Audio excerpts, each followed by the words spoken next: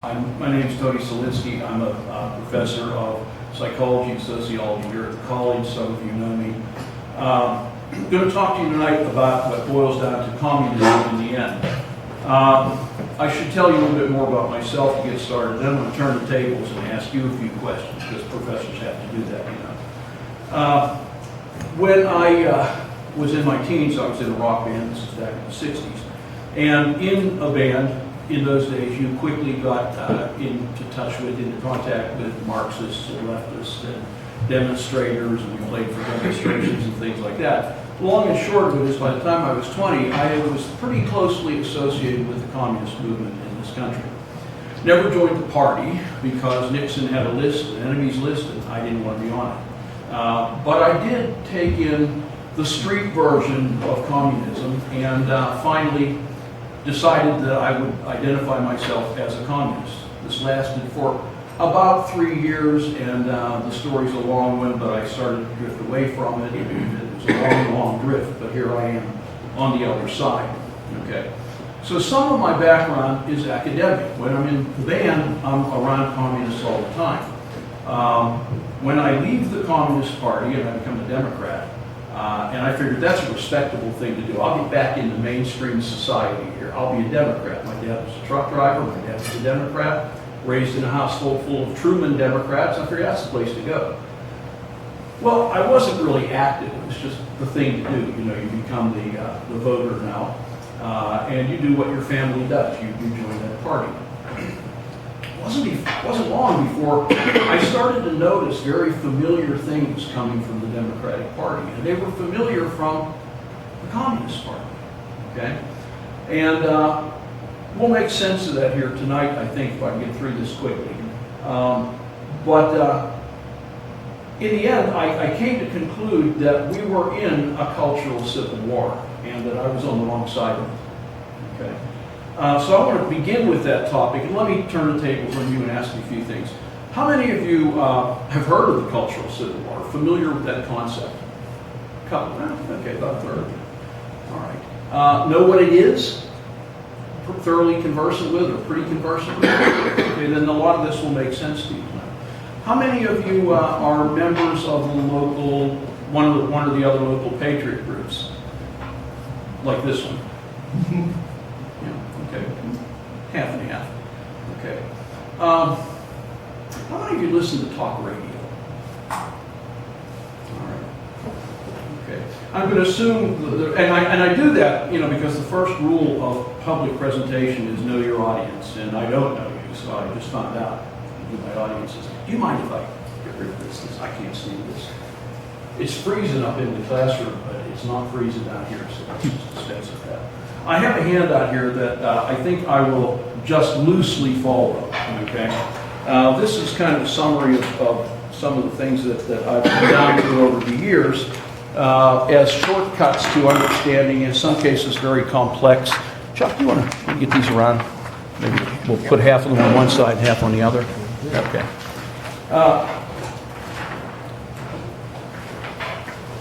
Some of these get pretty ideologically complex, so what you have in front of you is the boiled down version, and I can present to somebody who's not encountered this before. I want to operate in three sort of movements here if we have the time, if I don't run myself out of time. How much time do we have? 8 o'clock. Well, but they never come and keep us out. Okay, so if I run, I think we'll get those in if I don't get give me one of those that will keep me honest, you know. I don't have one of those in front of me, I'll get off on some tangent. Do I ever get off on tangents? Am I ever guilty of? Could happen. Have some interesting thought up here. Good, keep that around a little bit. We don't have a room for idiots. Yeah. What's that? We don't have a room for idiots. Okay, thank you. Everybody have one? This is sort of a summary. This is so you don't have to take notes, but if you want to take notes, that's certainly won't hurt anything. Yeah, let's start with the Cultural Civil War. I've had to boil that down to basics, and what I come down with is, you know, the left and the right, and I've come to identify those two sides over the years in, I think, a more clear way. People don't really know what is the left and what is the right, and here, I'm going to do it right now. Okay, I was going to get right over the left and right, but I'm not. There is a misunderstanding of the terms left and right that's around now. It's promoted by a lot of people who ought to know better, people who are in positions where they have research teams and should know better. The misapprehension is the left means big government and the right means small government.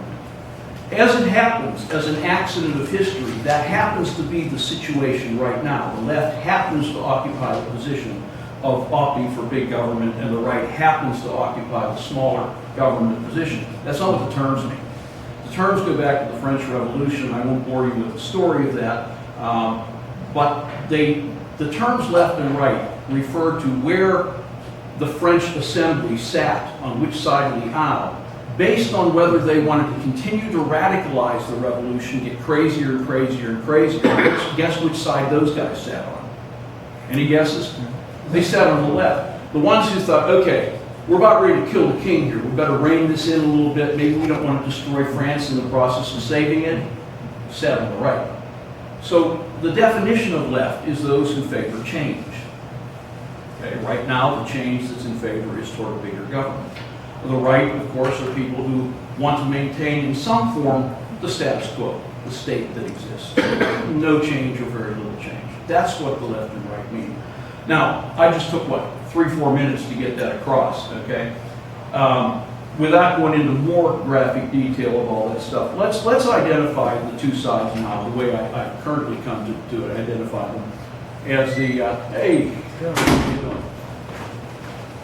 Hello, sorry to interrupt. You want to hear what you have to say? No, great. Yep.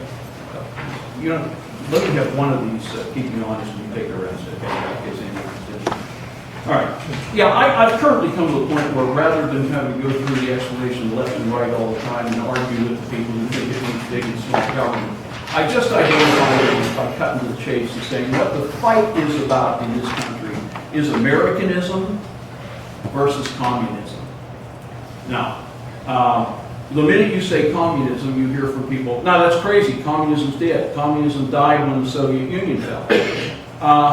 Have any of you noticed that at the time the Soviet Union fell, there were 1.5 billion Chinese in what China? Communist China. That doesn't sound like it fell to me, okay? A few months after the fall of the Soviet Union, the National Review magazine had a featured article, and on the cover it had the lead into that article, and the caption was, the headline was, "New Home of Communism." And it was a picture of Lenin, the communist leader, walking up the steps of the Kremlin, but he's holding an American flag, and instead of the stars, there's a hammer and sickle in it. And the article goes on to say, communism is alive and well in the American university system. Now, I've been alive and well in the American university system for about 35 years now, and I'm here to tell you, communism is alive and well in the American university system. Not as socialism, not even as leftism.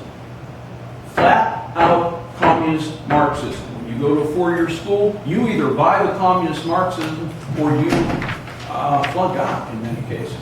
If you're in social science, I'm not talking about your physicists, they don't care about that. But if you're in the English department, sociology department, political science department, and you don't buy the Marxist, admittedly in your face Marxist indoctrination, you fail.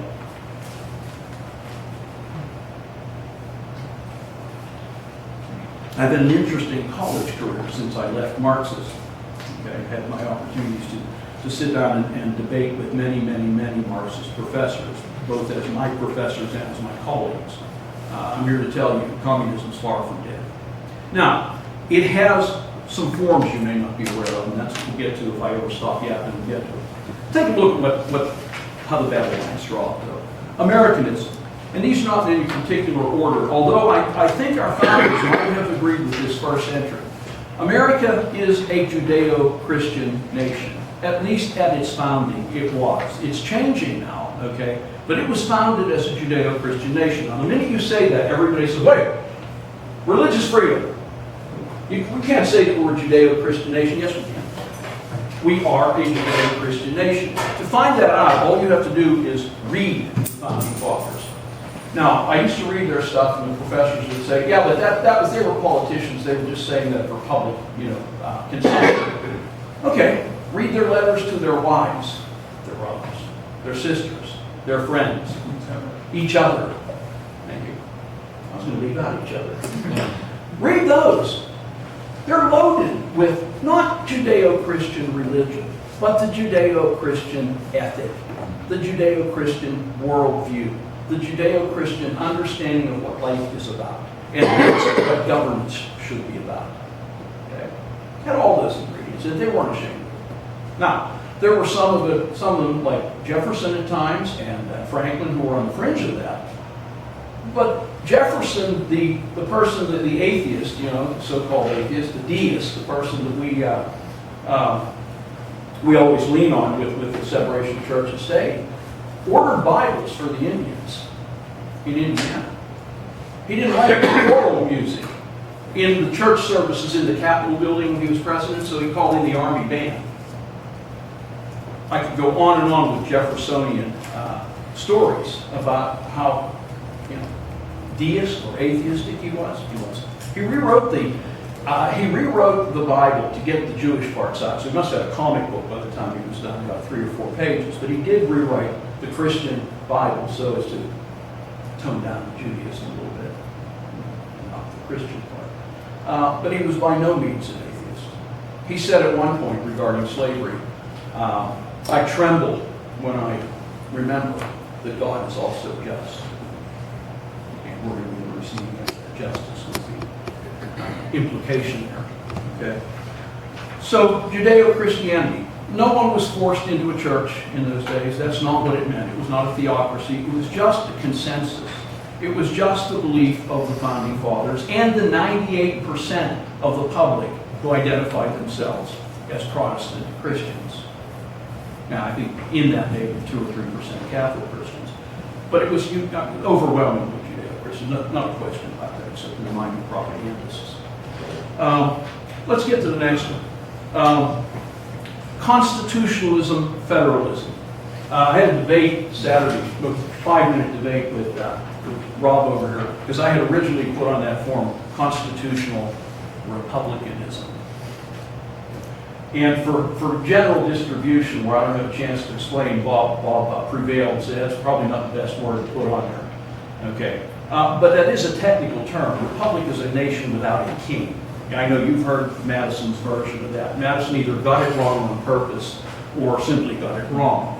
But a republic is a country without a king. That's how you do the French Republic, the Union of Soviet Socialist Republics. They just don't have a king. We don't have a king. What we have instead of a king, instead of ruled by man, is a constitution, a hallowed document that we change only under great difficult thing to change the Constitution by amendment. And the Constitution that we have enshrines a system of government that came to be called federalism. And federalism ended up, to put it briefly, as a balance between the power of the central government and the counterbalancing strength of the states. Okay? We know that as states' rights, but the technical term is federalism. Federalism is often, again, misinterpreted as federal government has all the power. And the term sounds like that. But that's not what they were writing about. Not at all. Read the 10th Amendment. Whatever's not in this, whatever's not specifically pointed out in this Constitution. What are 16, 17 things that the federal government is technically allowed to do? All other things are left to the several states and to the people. So, we have Judeo-Christian ethic. We have constitutionally bound federalism. We have, if I could read my own writing without my glasses, we have free market economics. Notice I didn't use the word capitalism there. Any of you know why I didn't use the word capitalism? I'm mainly addressing this to my students and former students. Where'd that term come from? Marx. It came from Marx. That's a Marxist term. Notice how freely we use Marxist terminology today. We don't even know about it. Capitalism is a communist term, and we use that to describe our system. No, our system was based on a simple principle: economic freedom. I build something, I want to sell it to you. I name a price. If you like the price, you buy it. If you don't like the price, you don't buy it.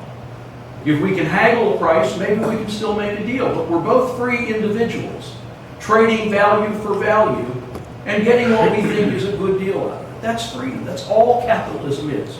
Now you got the crony capitalism, which isn't capitalism at all. And in a future lecture, Joe Braun back here, this place is crawling with professors, you know. Braun will take up the issue of economics and he will enlighten you as to the differences between these various types of economic systems. But suffice to say now, our system was a really bare bones basic freedom.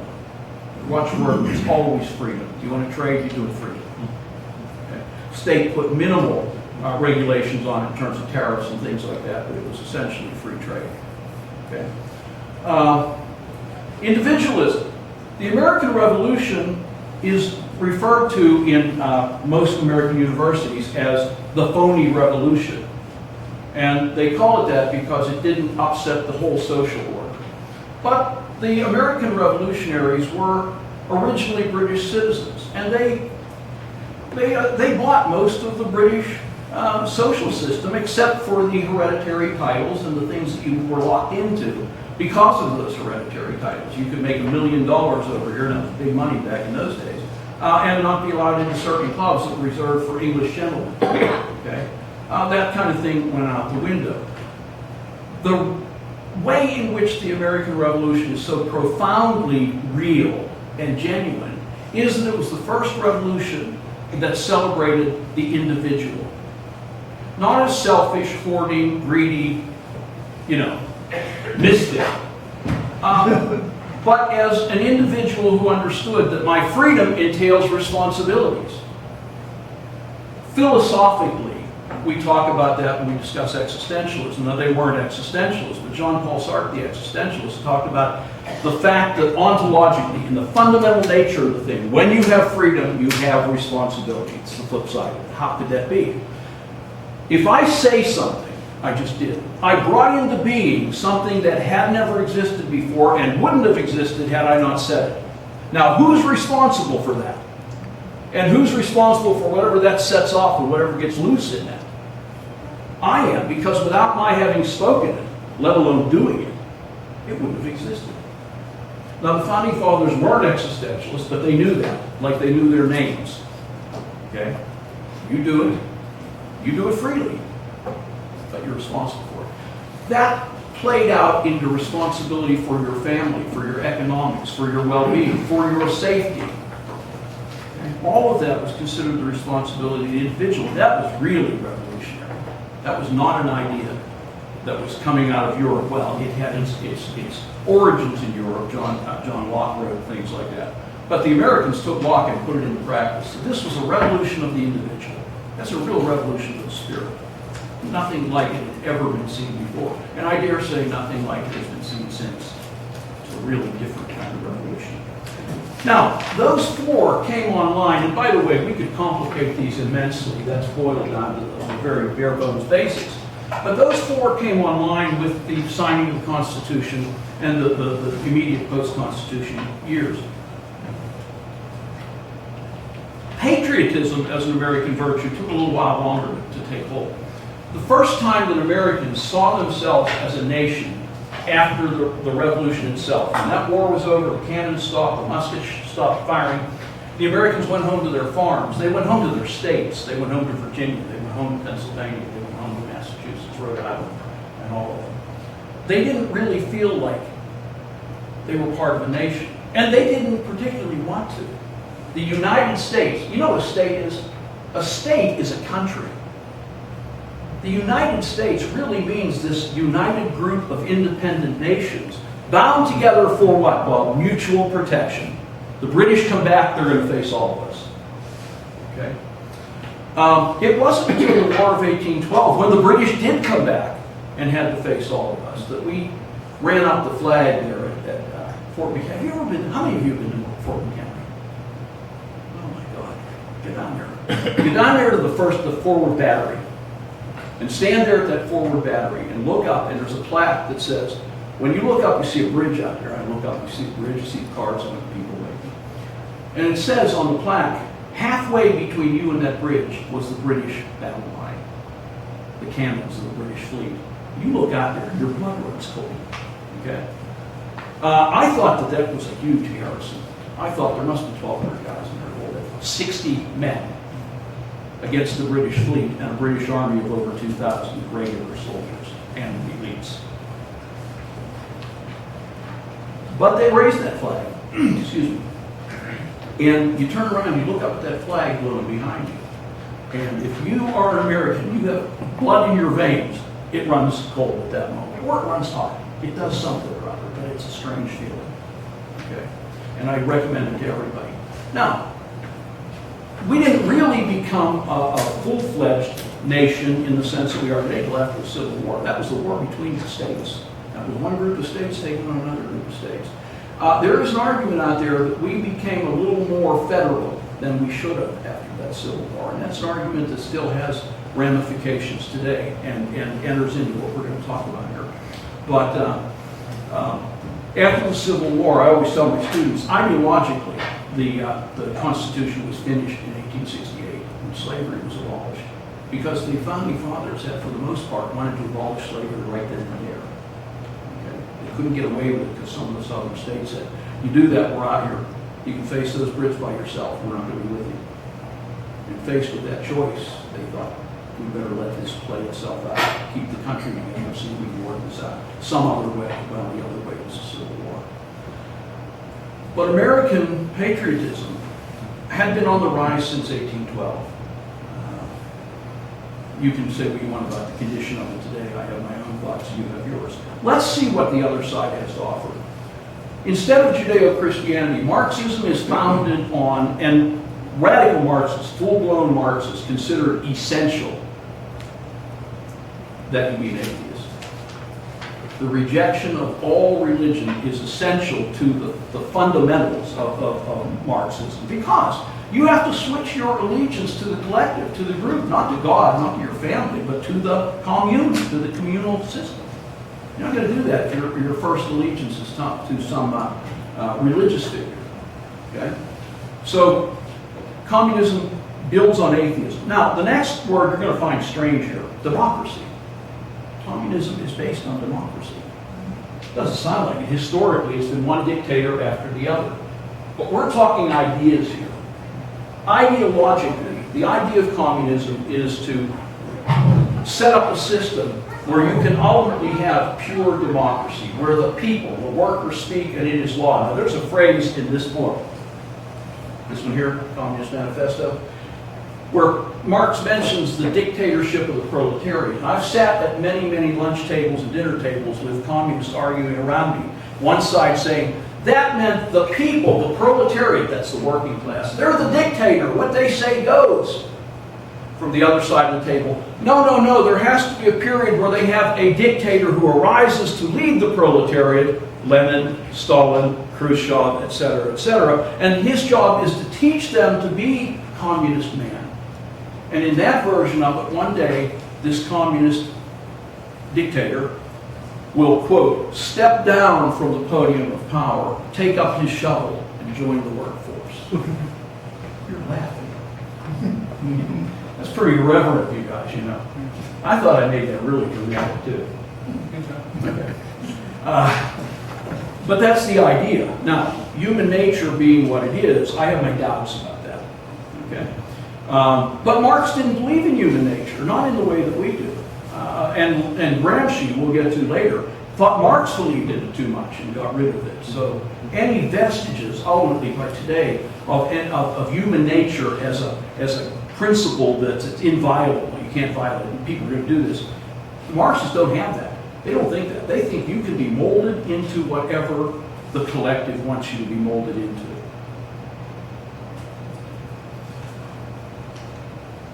Oh, by the way, the Founding Fathers had an opportunity to make this a democracy. What was that word they used? Mobocracy, they called it. Didn't want any part of it. Because democracy means mob rule to them. And it will be mob rule if I understand anything about this. Now, the next term, we have free market economics, we have freedom, socialism. And that's a loaded term, and I don't want to go much further with that right now because we're going to get bogged down in a few minutes. Socialism, in some sense, though, means that you're not trading freely. That some authority, constituted in this way or that way, will either regulate the trade or will govern it totally. Okay? So we'll get into the argument about what socialism is in a moment. Individualism is replaced by collectivism. You have the distinct honor of serving the collective.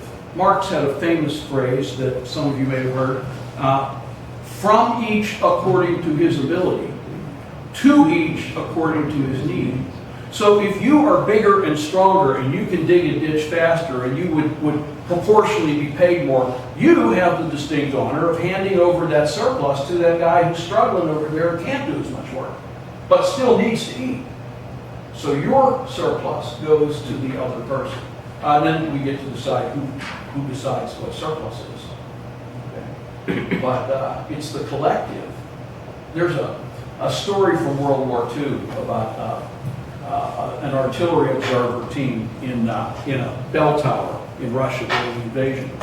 And they're reporting back to the artillery, the Germans are now visible, they're coming out of the woods and are coming across the field. They're getting pretty close here, okay? You can hear all this on the other end. The Germans are at the bottom of the tower. Keep transmitting, comrade. And they keep transmitting. And finally, the radio operator hears the Germans kick the door down and hears a machine gun fire. And then there's no more voice from the observation team. And the officer there on the other end of it says, "Thank you, comrades. You've done your duty to the group, to the collective."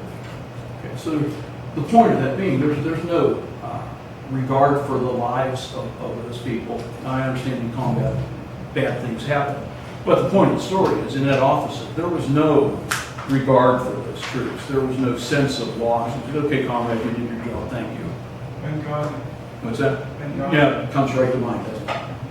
Americans generally don't act like that when we have a choice. Patriotism. What about patriotism? This will be familiar to some of you. Patriotism is to be replaced by internationalism, and internationalism eventually will fade in place of the brotherhood of man. No nations, no boundaries, no borders, all of you just, I hate to say it, singing Kumbaya, Or imagine. or imagine, and getting along. Again, I keep coming back to human nature. I doubt it. I don't think it ends like that.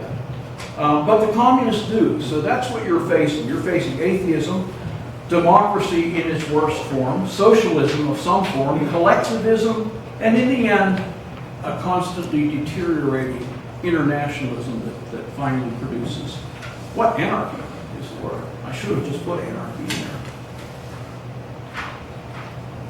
Excuse me, I couldn't find a copy. Okay.